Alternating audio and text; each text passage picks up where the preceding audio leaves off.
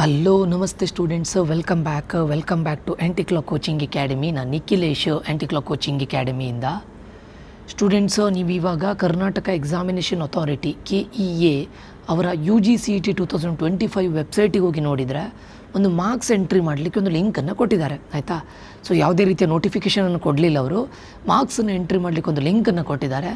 So ಯಾರ್ಯಾರಿಗೆ ಈ ಮಾರ್ಕ್ಸನ್ನು entry ಮಾಡಬೇಕು, ಆ ಲಿಂಕ್ ಥ್ರೂ ಲಾಗಿನ್ ಆಗಿ ಯಾರ್ಯಾರು ಎಂಟ್ರಿ ಮಾಡಬೇಕು ಅನ್ನೋದನ್ನು ನಾನು ನಿಮಗೆ ಹೇಳ್ತಾ ಇದ್ದೇನೆ. ಯಾಕಂದರೆ ತುಂಬ ಸ್ಟೂಡೆಂಟ್ಸ್ಗಳಿಗೆ ಡೌಟ್ ಇದೆ, ಅದರಲ್ಲೂ ಕೂಡ ಡ್ರಾಪರ್ಸ್ಗಳಿಗೆ ಅವರಿಗೆ ತುಂಬ ಡೌಟ್ ಇದೆ. ಸೊ ಅದ್ರ ರಿಲೇಟೆಡ್ ವೀಡಿಯೋವನ್ನು ಇವಾಗ ಮಾಡ್ತಾ ಇದ್ದೇನೆ ಸ್ಟೂಡೆಂಟ್ಸು.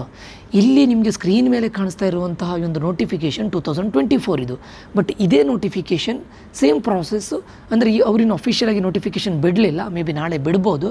ಬಟ್ ನಿಮ್ಗೆ ಇವಾಗಲೇ ಅಪ್ಡೇಟ್ ಕೊಡ್ತೇನೆ ನೋಡಿ ಯಾರ್ಯಾರು ಈ KEA ವೆಬ್ಸೈಟಿಗೆ ಹೋಗಿ ಯಾರ್ಯಾರು ಮಾರ್ಕ್ಸನ್ನು ಎಂಟ್ರಿ ಮಾಡಬೇಕು ಅಂತ ಕೇಳಿದರೆ, ಒಂದು CBSE ಸ್ಟೂಡೆಂಟ್ಸ್ಗಳು. ಅಲ್ಲಿ ನೋಡಿ, the candidates passed 12th from other boards ಅಂದರೆ ಯಾವ್ದು ಹೇಳಿ?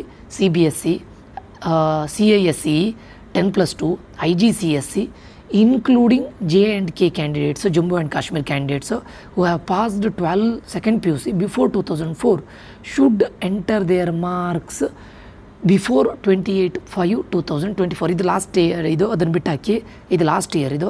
ಈಗ ನೋಡಿ, ಕನ್ನಡದಲ್ಲಿ ಹೇಳ್ತೇನೆ ನೋಡಿ, 12ನೇ ತರಗತಿಯನ್ನು CBSE, ICSE 10+2, IGCSI ಮತ್ತಿತರ ಬೋರ್ಡುಗಳಲ್ಲಿ 2024ರಲ್ಲಿ ಪೂರೈಸಿದವರು ಮತ್ತು ದ್ವಿತೀಯ PUC 12ನೇ ತರಗತಿಯನ್ನು 2024ಕ್ಕಿಂತ ಮೊದಲೇ ಉತ್ತೀರ್ಣರಾಗಿರುವ ಎಲ್ಲ ಅಭ್ಯರ್ಥಿಗಳು ಕಡ್ಡಾಯವಾಗಿ ತಮ್ಮ 12ನೇ ತರಗತಿ ಅಂಕಗಳ ವಿವರಗಳನ್ನು ನಮೂದಿಸಬೇಕು. ಅಂದರೆ ಇದು 2025ಕ್ಕೆ ಹೇಗೆ ಅಪ್ಲೈ ಆಗುತ್ತೆ ಕೇಳಿದರೆ, ಈ ವರ್ಷ ಅಂದರೆ ರೆಗ್ಯುಲರ್ ಸ್ಟೂಡೆಂಟ್ಸ್ಗಳು ಎಂಟ್ರಿ ಮಾಡಬೇಕಂತಿಲ್ಲ. ಯಾರು?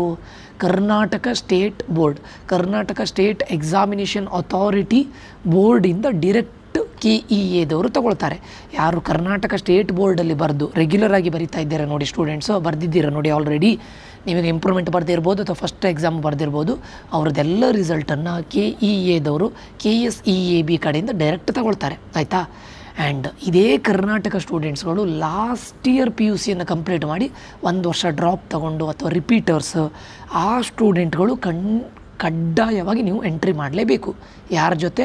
CBSE ಸ್ಟೂಡೆಂಟ್ಸ್ಗಳು ಎಂಟ್ರಿ ಮಾಡಬೇಕು, CISE ಸ್ಟೂಡೆಂಟ್ಸ್ಗಳು ಎಂಟ್ರಿ ಮಾಡಬೇಕು, ಮತ್ತು IGCSE ಸ್ಟೂಡೆಂಟ್ಸ್ಗಳು ಎಂಟ್ರಿ ಮಾಡಬೇಕು. ಪ್ಲಸ್ ಯಾವ ಡ್ರಾಪರ್ಸ್ ಅಥವಾ ರಿಪೀಟರ್ಸ್, ಅಂದರೆ 2024ರಲ್ಲಿ ಎಕ್ಸಾಮ್ ಬರೆದು 1 ವರ್ಷ ಡ್ರಾಪ್ ತೊಗೊಂಡು ಈ ವರ್ಷ 2025ಯಲ್ಲಿ ಅಟೆಂಡ್ ಮಾಡಿದವರಿಗೆ ನೀವು ಎಂಟ್ರಿ ಮಾಡಲೇಬೇಕು.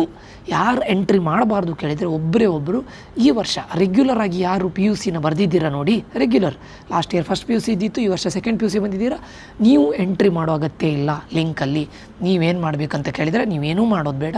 ಅದನ್ನು KEAದವರು, ಕರ್ನಾಟಕ ಎಕ್ಸಾಮಿನೇಷನ್ ಅಥಾರಿಟಿ ಅವರು, ಕರ್ನಾಟಕ ಸ್ಟೇಟ್ ಎಕ್ಸಾಮಿನೇಷನ್ ಅಥಾರಿಟಿ ಆ ಬೋರ್ಡಿಂದ ಡೈರೆಕ್ಟಾಗಿ ತಗೊಳ್ತಾರೆ ಮಾರ್ಕ್ಸನ್ನು. You don't need to enter anything. So ಅದರ ಬಗ್ಗೆ ನೋಟಿಫಿಕೇಷನ್ ಈ ವರ್ಷ ಬರಲಿಲ್ಲ. ಲಾಸ್ಟ್ ವರ್ಷದ ನೋಟಿಫಿಕೇಷನ್ ನಿಮ್ಮ ಎದುರು ತೋರಿಸಿ ನಾನು ನಿಮಗೆ ವಿತ್ ಪ್ರೂಫ್ ಹೇಳ್ತಾ ಇದ್ದೇನೆ. ಸೊ ರಿಪೀಟರ್ಸು ಅಥವಾ ಡ್ರಾಪರ್ಸ್ ಇದ್ದೀರಲ್ಲ, ನೀವು ಎಂಟ್ರಿ ಮಾಡಲೇಬೇಕು. CBSE ICSE ಯಾರೆಲ್ಲ ಇದ್ದೀರ, ನೀವು ಎಂಟ್ರಿ ಮಾಡಲೇಬೇಕಾಗತ್ತೆ. ಓಕೆ, ಇದಿಷ್ಟು ಸ್ಟೂಡೆಂಟ್ಸು. ನೋಡೋಣ, ನಾಳೆ ಈ ವರ್ಷದ ನೋಟಿಫಿಕೇಷನ್ ಬಂದರೆ ನಾನು ಮತ್ತೆ ಇದು ಕೊಡ್ತೇನೆ. ಇದರ ಲಿಂಕನ್ನು ನಮ್ಮ ಕೌನ್ಸಿಲಿಂಗ್ ಗ್ರೂಪಲ್ಲಿ ನಾನು ಹಾಕ್ತೇನೆ. ಯಾರ್ಯಾರು ಕೌನ್ಸಿಲಿಂಗ್ ಜಾಯ್ನ್ ಆಗಬೇಕು ಅಂತಿದ್ದೀರಾ ಆದಷ್ಟು ಬೇಗ ಜಾಯ್ನ್ ಆಗಿ. ಇಂಥ ಅಪ್ಡೇಟ್ಸ್ಗಳು ನಿಮ್ಗೆ ಮಿಸ್ ಆಗೋದಿಲ್ಲ. ಯಾಕಂದರೆ ನೀವು ಈ ಲಿಂಕ್ ಗೊತ್ತಿರೋದಿಲ್ಲ, ನಿಮಗೆ ಅಪ್ಡೇಟ್ಸ್ಗಳು ಬಂದಿರೋದೇ ಗೊತ್ತಿರೋದಿಲ್ಲ. ಅಂಥ ಟೈಮಲ್ಲಿ ಮಿಸ್ ಮಾಡಿಕೊಂಡ್ರೆ ನಿಮಗೆ ಲೇಟ್ ಆದಮೇಲೆ ಮತ್ತೆ ಎಂಟ್ರಿ ಮಾಡಲಿಕ್ಕೆ ಆಗೋದಿಲ್ಲ. ಓಕೆ, ಇಂಥ ಅಪ್ಡೇಟ್ಸ್ಗಳು ಕೂಡ ನೀವು ಮಿಸ್ ಆಗೋದಿಲ್ಲ ಅಂತ ಹೇಳ್ತಾ, ಎಲ್ಲ ಅಪ್ಡೇಟ್ಸ್ಗಳಿಗೆ ನಿಮ್ಗೆ ಬೇಕು ಅಂತಾದರೆ ಮತ್ತು 1-to-1 ಪರ್ಸ್ನಲ್ ಕೌನ್ಸಿಲಿಂಗ್ ಬೇಕು ಅಂತಾದರೆ ನಮ್ಮ ಏಕಲವ್ಯ 2.0 ಕೌನ್ಸಿಲಿಂಗ್ಗೆ ಜಾಯ್ನ್ ಆಗಿ ಅಂತ ಹೇಳ್ತಾ ಇಲ್ಲಿಗೆ ಈ ವಿಡಿಯೋನ ಎಂಡ್ ಮಾಡ್ತಾ ಇದ್ದೇನೆ. ಮುಂದಿನ ವಿಡಿಯೋದಲ್ಲಿ ಮತ್ತೆ ಸಿಗ್ತೇನೆ. Until that, love you all, bye, take care students.